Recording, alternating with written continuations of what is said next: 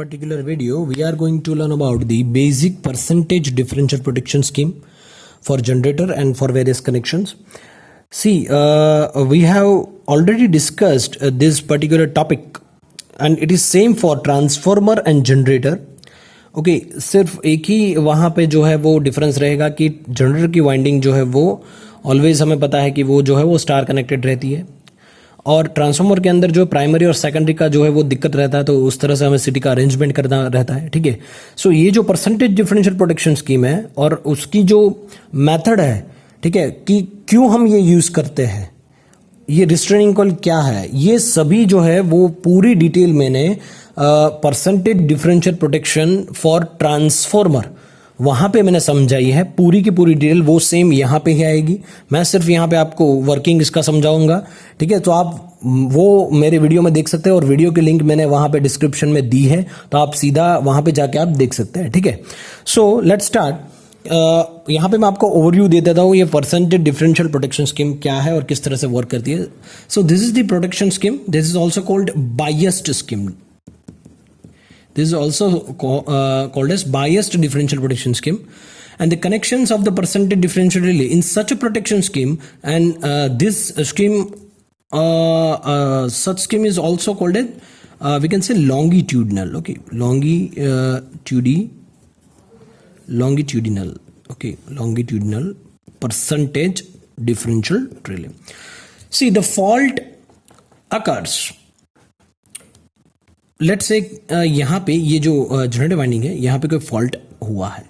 So the fault occurs, let's say this is the point x point. So the fault occurs at point X and the primary current in the circuit is the primary current in the circuit is I1 and another one is I2. So let's say कि जो भी current यहाँ पे आ रहा है ये बस में, ये है अपना I1, ये है अपनी CT और ये है दूसरा CT. ठीक है, सो I1 करंट यहाँ से आ रहा है, तो जनरल केस में क्या होना चाहिए, I2 करंट इस तरह से निकलना चाहिए, मतलब. ठीक है, सो अगर कोई फॉल्ट हुआ है यहाँ पे, इंटरनल फॉल्ट है, ठीक है, फॉल्ट हुआ तो इसकी डायरेक्शन इस तरह से हो जाएगी ना. ठीक है, सो यहाँ पे ये जो डायरेक्शन है वो मान लीजिए ये है I1, ये अपना हो गया I2, ये डायरेक्शन इस तरह से. और यहाँ पे अगर मैं देखूँ, ये जो अपनी है वो है रिस्ट्रेनिंग कॉइल. ये देखिए, ये है अपनी रिस्ट्रेनिंग कॉइल, ये पूरा का पूरा है परसेंटेज डिफरेंशियल रिले, और ये अपनी है ऑपरेटिंग कॉइल.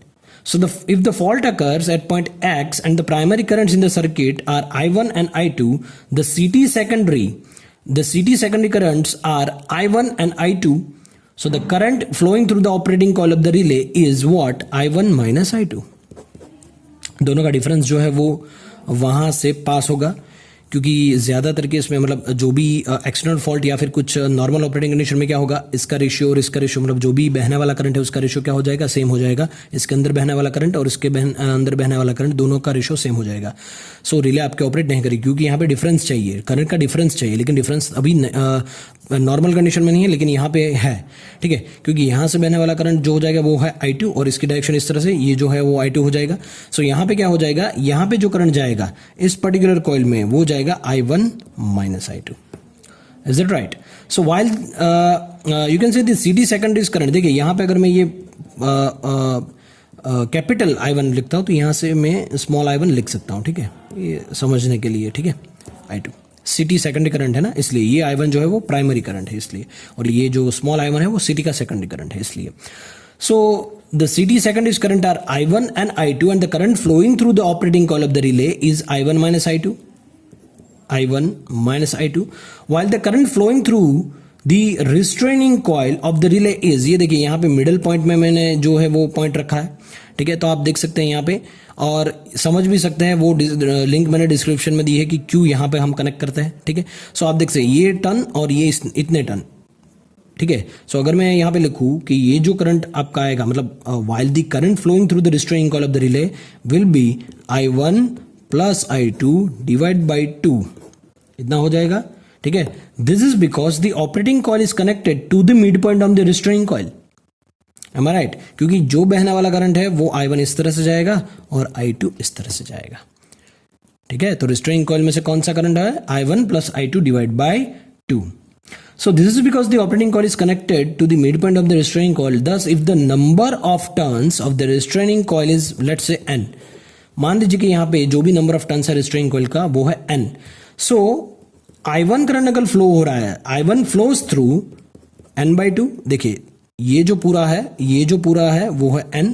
सो यहां से जो करंट जा रहा है वो n/2 हो जाएगा ना, और यहां से जो करंट जा रहा है मतलब जो भी टर्न्स है वो n/2 हो जाएगा ना. ओके, सो रिस्ट्रेनिंग देखिए यहां पे जो n है वो क्या है, नंबर ऑफ टर्न्स है. So if the number of turns of the restraining coil is n, then I1 flows through n/2 and I2 flows through remaining n/2. Am I right? Okay. The total ampere turns कितने मिलेंगे हमें, I1 और यहाँ n तो है ही, यहाँ पे ये डिवाइड बाई 2 प्लस क्या हो जाएगा I2 and divide by 2. Okay, तो हम कह सकते हैं n अगर मैं कॉमन ले लूँ तो इस तरह से लिख सकता हूं मैं I1 plus I2 divide by 2. So this is as good as the flow of current, this particular, through the entire restraining coil. Is that right? So this is the basic percentage differential scheme. Okay, इस तरह से कुछ जो है वो काम होता है अगर फॉल्टी कंडीशन यहाँ पे है तो, ठीक है. लेकिन ये जो पर्टिकुलर रिस्ट्रेनिंग कॉइल है इसका मतलब ये हुआ कि यहाँ पे कोई अगर थ्रू फॉल्ट या फिर एक्सटर्नल फॉल्ट अगर हुआ है, सो ये एक्सटर्नल फॉल्ट के कारण कई दफा ऐसा होता है कि ये जो सिटी जो है वो सैचुरेट अगर कर जाएगी, या फिर कुछ जो है स्मॉल अमाउंट में कुछ करंट जो है वो फ्लो हो रहा है, तो वो फ्लो हो रहा है, तो ये अगर सिर्फ हम ऑपरेटिंग कॉइल यूज करें, रिस्ट्रेनिंग कॉइल यूज नहीं करेंगे तो रिले जो है वो फॉल्ट ना होने, ये देखिए with in the zone fault नहीं है फिर भी आपकी रिले ऑपरेट कर जाएगी, ठीक है, एक्सटर्नल फॉल्ट की कंडीशन में, ठीक है. तो उसको बचाने के लिए हम ये रिस्ट्रेनिंग कॉइल यहाँ पे पुट करते हैं, और ये मैंने बहुत अच्छी तरह से समझाया वहां पे, तो आप देख सकते हैं वीडियो में, ठीक है, लिंक मैंने दी है डिस्क्रिप्शन में.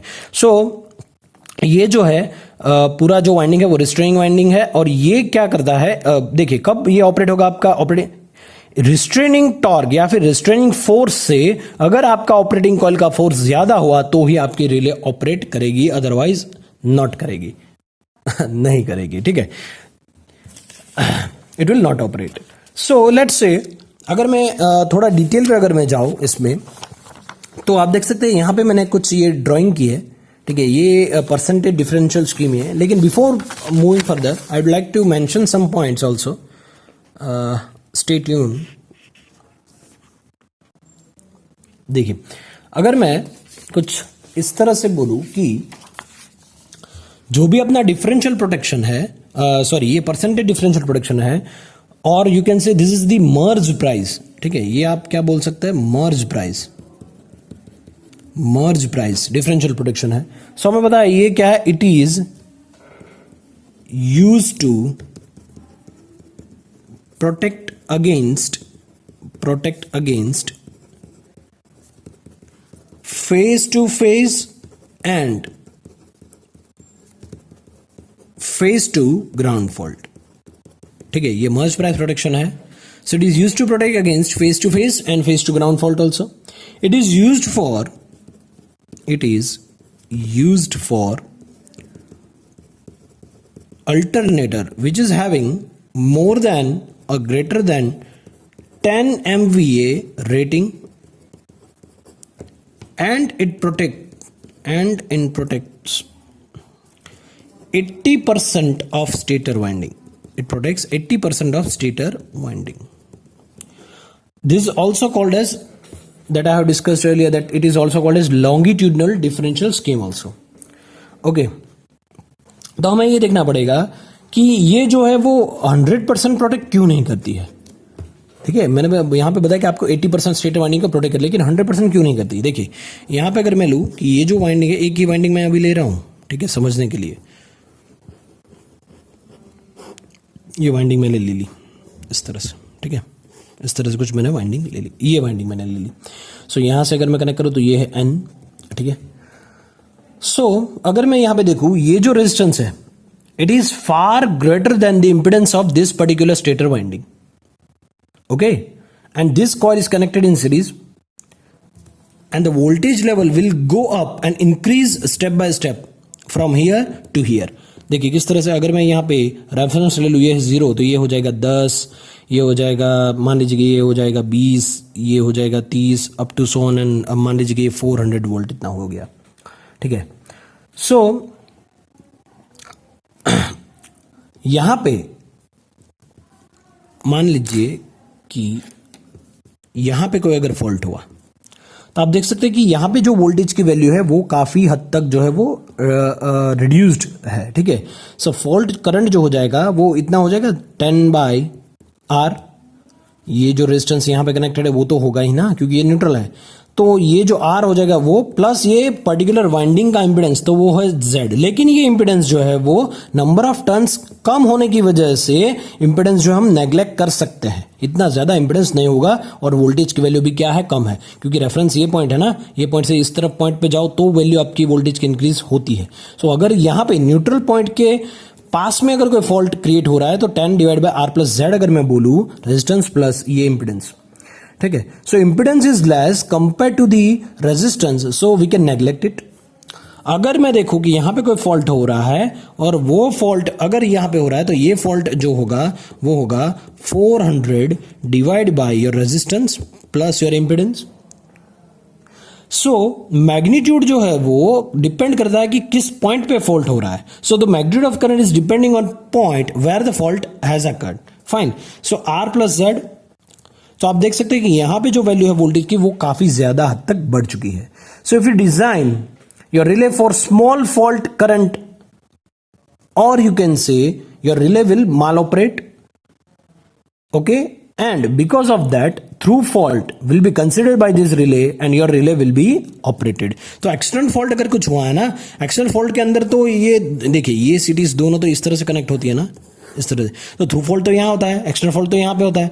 तो इस एक्सटर्नल फॉल्ट के अंदर हमारी रिले ऑपरेट नहीं करनी चाहिए। लेकिन अगर मैं इस तरह से अगर मैं डिजाइन करूं कि ये स्मॉल फॉल्ट के लिए भी अगर ये ऑपरेट कर जाएगी, देखिए यहां पे तो कोई वैल्यू मैग्नीट्यूड जो है ना बहुत ही कम रहेगा फॉल्ट करंट का, फिर भी ये अगर मैं इस तरह से डिजाइन करूं तो ये ऑपरेट कर जाएगी। तो फिर क्या होगा, इस तरह से अगर मैं डिजाइन करूं तो अगर कोई एक्सटर्नल फॉल्ट हुआ है जोन के बाहर, फिर भी क्या हो जाएगा, ये रिले आपकी माल ऑपरेट कर जाएगी, ठीक है, ये फिर भी ऑपरेट करेगी।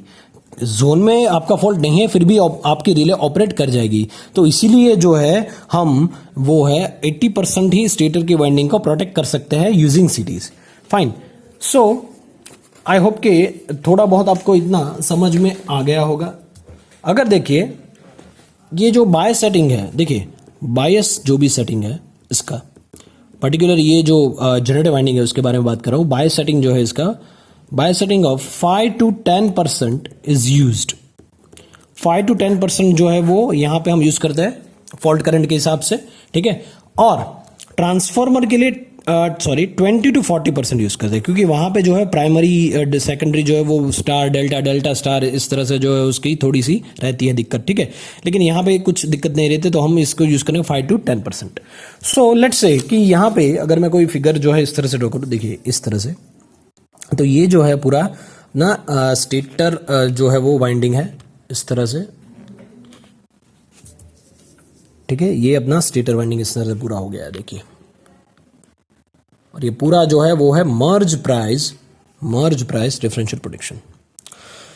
सो मर्ज प्राइस प्रोटेक्शन क्या है, पहले तो this is most commonly used protection scheme for the alternator stator windings. This scheme is also called as biased differential protection and percentage differential protection also. In this method, the currents at the two ends of the protected section are sensed by using current transformer. The wires connecting relay coils to the current transformers secondaries are called pilot wires. This is called pilot wires. Under normal conditions, when there is no fault in the windings, the currents in the pilot wires fade from the CT's secondaries are equal. Then the differential current I1 minus I2 through the operating coil of the relay is 0. So hence the relay is inoperative and the system said to be balanced in that condition. But when the fault occurs inside the protected section of the stator winding, the differential current I1 minus I2 flows through the operating coils of this relay, and due to this current the relay will operate, and this trips the generator circuit breaker to isolate the faulty section, and the field is also disconnected and is discharged through a suitable impedance. ठीक है। सो अगर मैं यहाँ पे कुछ condition लूँ कि whenever the operating coil torque is greater than restraining coil then your relay will operate fine। ये जो है आपके restraining coil है, ये आपकी operating coil है, ये यहाँ पे मैंने तीनों सीरीज यहाँ पे लगा, देखिए ये CT, ये पूरा CT1 में कह देता हूँ, ये CT2 है, ये पूरा CT2, ठीक है। ये बैलेंसिंग रजिस्टर अपना कनेक्ट कर दिया, ये रिस्ट्रेनिंग कॉइल है और ये रिस्ट्रेनिंग कॉइल और ये यहाँ पे ऑपरेटिंग कॉइल, तीनों के तीनों, और ये है ट्रिप सर्किट, और ये ट्रिप सर्किट जो है वो सर्किट ब्रेकर को कमांड देगी, ठीक है। अगर हम देखें कि कोई यहाँ पे जो है एक्सटर्नल फॉल्ट जो है वो क्रिएट हो रहा है, देखिए यहाँ पे अगर कोई एक्सटर्नल फॉल्ट हुआ, ये देखिए यहाँ पे कोई एक्सटर्नल फॉल्ट हुआ, तो हमें पता है ये एक्सटर्नल फॉल्ट के लिए I1 और I2 के लिए यहां से बहने वाली करंट हो जाएगी I1, यहां से बहने वाली हो जाएगी करंट I2। सो I1 और I2 जो है वो क्या हो जाएगा, इक्वल हो जाएगा, यानी कि यहां से ये सेकेंडरी में जो करंट जा रहा है वो है I1, यहां से जो करंट जा रहा है वो है I2। So I1 is equal to I2, so I1 is equal to I2, that means कि यहाँ पे कोई भी करंट इस पर्टिकुलर ऑपरेटिंग कॉइल में पास नहीं हो रहा होगा, तो इसलिए रिले आपकी ऑपरेट नहीं करेगी। लेकिन जैसे ही देखिए यहाँ पे अगर मैं देखूँ कि कोई इंटरनल फॉल्ट की कंडीशन होगी, तो देखिए पहले जो है फेज करंट फॉल्ट करंट जो है वो दोनों के दोनों में सेम रहेगा, IF जो है वो सेम करंट रहेगा, इसलिए आपके रिले ऑपरेट नहीं कर पाएगी। लेकिन अगर मैं देखूँ कि फेज टू ग्राउंड फॉल्ट अगर मैं कुछ देखूँ, ठीक है, phase two ground fault, so it is supplied by both series. देखिए फेज टू ग्राउंड फॉल्ट मतलब किस तरह से अगर मैं देखूं, सो यहाँ पे ये फेज है, ये फेज टू ग्राउंड फॉल्ट हो गया अपना, देखिए ये लेट्स से यहाँ पे मैं लेता हूँ, ठीक है, ये phase two ground fault external है, ठीक है। तो अगर ये इस तरह से हुआ तो ये इस तरह से फैड करेगा, लेकिन दोनों के दोनों सीरीज में जो है ये जो वाइंडिंग है उसमें लगे ना, ये CT2 है, ये CT1 है, तो दोनों के दोनों सिटी में कोई भी डिफरेंस जो है वो क्रिएट नहीं होगा और आपके रिले ऑपरेट नहीं कर पाएगी, ठीक है, क्योंकि ये रिटर्न पाथ इसको मिल रहा है इस तरह से। Okay, it is supplied by both series. ना अगर मैं बात करूं कि इंटरनल फॉल्ट अगर कुछ हुआ, देखिए यहां पे अगर कोई फॉल्ट हुआ है, इस तरह से कोई फॉल्ट हुआ है, इस तरह से, तो अगर ये फॉल्ट क्रिएट हो रहा है यहाँ पे, तो आप देख सकते हैं कि ये जो ग्राउंडेड है और ये भी ग्राउंडेड है, तो ग्राउंडेड होने की वजह से यहाँ पे ये जो फॉल्ट करंट आपका है वो इस तरह से रिटर्न पाथ उसको मिल जाएगा, तो IF करंट इस तरह से फ्लो होगा। सो यहाँ पे इस तरह से कुछ जो है वो फ्लो होता रहेगा। सो अगर ये फॉल्ट करंट इस तरह से फ्लो हो रहा है, ये इंटरनल केस में है, ठीक है। सो यहाँ से जो सिटी का करंट जाएगा, सिटी ये जो जाएगा सिटी की सेकेंडरी, वो फॉल्टी करंट जाएगा, और यहाँ से मतलब जो भी I1 आ रहा है, ये IF वो ही I1 है, और यहाँ से इनकमिंग करंट है वो I1 है, लेकिन आउटगोइंग करंट है वो I2 नहीं है। सो यहाँ पे इस केस में क्या होगा, I1 does not equal to I2, यानी कि ये हो गया I1 minus I2। So I1 minus I2 जो भी अपना करंट था वो I1 माइनस I2 इस पर्टिकुलर ऑपरेटिंग कॉइल से निकलेगा और यहाँ पे आपके रिले को ऑपरेट कर देगा, ठीक है। अगर मैं बात करूँ the case of face to face fault, internal में अगर मैं देखूँ ये फेस टू फेस फॉल्ट, तो आप देख सकते हैं कि यहाँ पे जो करंट की डायरेक्शन हो रहेगी, करंट की डायरेक्शन कुछ इस तरह से रहेगी, ये यहाँ से आएगा, इस तरह से आएगा। तो कितने सिटीज जो है वो अफेक्ट कर रहे हैं, देखिए यहाँ पे ये सिटी अफेक्ट कर रहा है, ये सिटी भी अफेक्ट कर रहा है ना, ठीक है, दोनों के दोनों जो है वो सिटीज जो है वो अफेक्ट कर रहे हैं। सो अगर ज्यादा करंट रहेगा तो क्या होगा, आपका फॉल्टी करंट जो है वो भी ज्यादा होगा, और फॉल्ट करंट ज्यादा होगा तो I1 माइनस I2 भी ज्यादा हो जाएगा, ठीक है। तो जब ऑपरेटिंग कॉइल जो है वो ग्रेटर देन हो जाएगी, ऑपरेटिंग कॉइल जो है उसका टॉर्क जो है वो ग्रेटर देन हो जाएगा ये रिस्ट्रेनिंग कॉइल से, तो आपकी रिले तभी ऑपरेट कर जाएगी। तो देखिए यहाँ से इस तरह से ये पास हो रहा है, तो ये सिटी और ये सिटी दोनों इफेक्ट करेंगे, ये सिटी भी इफेक्ट करेंगे। तो आप देख सकते हैं कि इस तरह से अगर कुछ आया तो ये जो है वो कुछ इस तरह से आएगा, और ये जो है कुछ इस तरह से आएगा, ठीक है, अगर कोई फॉल्ट ऐसा क्रिएट हो रहा है। सो यहाँ पे क्या हो जाएगा, ये ऑपरेटिंग कॉइल के अंदर आप जो है वो टॉर्क मिलेगा, और टॉर्क जो है वो रिस्ट्रेनिंग कॉइल से ज़्यादा होगा, क्योंकि यहाँ पे जो फॉल्ट करंट का मैग्नीट्यूड होगा IF का वो बहुत ही ज़्यादा होगा, वो रिस्ट्रेन नहीं करने देगा इस कॉइल को, और रिले को जो है वो सिग्नल सेंड कर देगी, और रिले जो है वो सर्किट ब्रेकर को सिग्नल सेंड करते हुए यहाँ पे सर्किट ब्रेकर को ट्रिप करवा देगा। So this is all about the merge Price protection of alternate statement. This is basic actually. Differential relay gives protection against short circuit fault in the stator winding of the generator. The CTs are connected in star and are provided on both the outgoing side and machine winding connections to earth side. ठीक है, देखिए अगर मैं बोलूँ कि यहाँ पे जो है ये जो पूरा कनेक्शन है वो किस तरह से, ये स्टार है, ये स्टार है और ये स्टार कनेक्शन में, तो इसकी अगर मैं मर्ज क्रॉस प्रोटेक्शन जो है वो अगर स्टार कनेक्टेड अल्टरनेटर के लिए मैं देखूँ तो किस तरह से आएगा। वो कुछ देखिए यही है, यही फिगर है, ये देखिए ये जो है वो स्टार कनेक्शन के लिए। तो आप देख सकते हैं यहाँ पे the differential relay gives protection against short circuit fault. The CTs are connected in star. These CTs and these CTs are connected in star. As you can see, this is the neutral. This neutral also here. Okay, the CTs are connected in star and provided on both and the outgoing side of the machine. The winding connection to the earth side, and the restraining coils are energized from the secondary connection of CTs. As you can see, this is the restraining coil energized by these secondaries, CTs secondaries. And we can say that the restraining coils are energized from the secondary connection of CT in each phase. देखिए यहाँ पे restraining coil 1, 2, 3 तीनों के तीनों phase के लिए अलग अलग है। Through pilot wires, okay, through pilot wire ये connected है। The operating coils are energized by the tappings from restraining coils and the CT neutral earthing connection. Okay, so similar arrangement जो है वो डेल्टा कनेक्शन के लिए होगा। ये देखिए आप जो है वो पूरा स्टार, मैंने आप ये वर्किंग आपको समझा दिया। ये सिर्फ जो है वो समझने के लिए कि स्टार कनेक्शन अगर आपको पूछा जाए तो इस तरह से आपको फिगर ड्रॉ करना है एग्जाम के अंदर, ठीक है। Let's move further with the delta connection. ये जो है वो डेल्टा कनेक्शन है। So the CTs on delta connected machine, ये जो डेल्टा कनेक्शन है, so the CTs on delta connected machine winding side is in delta while the CTs at the outgoing side is connected in star। ये देखिए यहाँ पे star में है और ये जो है ये डेल्टा कनेक्शन में है, क्योंकि जो आपकी वाइंडिंग है ना, ये जो वाइंडिंग है ना वो भी आपकी डेल्टा कनेक्शन में है, तो मैंने CTs भी वो क्या है डेल्टा कनेक्शन में ले ली है। So the CTs on the delta connected machine winding side are connected in delta while the CTs at outgoing ends are connected in star. The restraining coils are placed in each phase and which is energized by secondary connection of these CTs, while the operating coil are energized. This operating coil are energized from restraining coil tappings and the CT neutral earthing.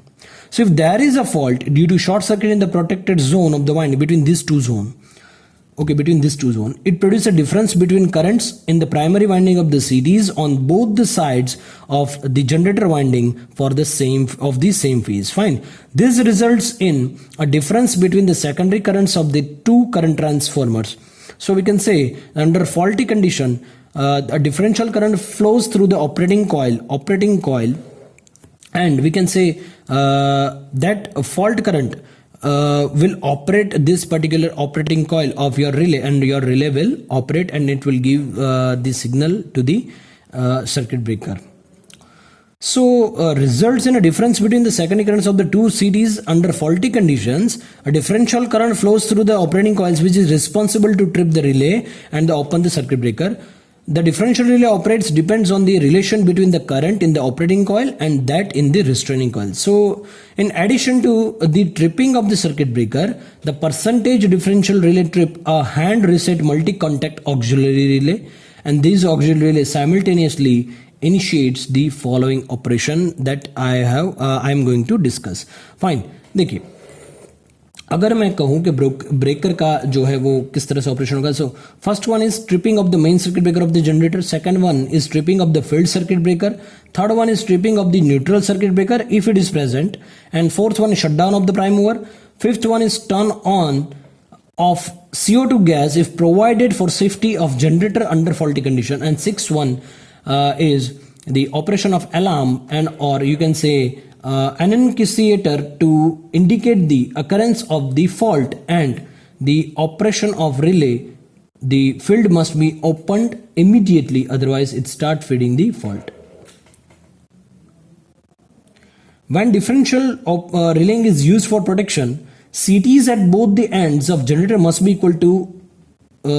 equal ratio and equal accuracy. Otherwise, if the error is excessive, wrong operation of the relay may result, and the causes of unequal currents on both the sides of CTs without any fault are ratios and unequal length of the leads and unequal secondary burdens, etc. So the advantage of this particular scheme is that it's very high speed operation with operating about 15 millisecond. It allows low fault setting which ensures maximum protection of machine windings. Third one, it ensures complete stability under the most severe through an external fault, and it does not require current transformer with air gaps or spatial balancing features. Fine. So this is all about the merge price protection system. Thank you.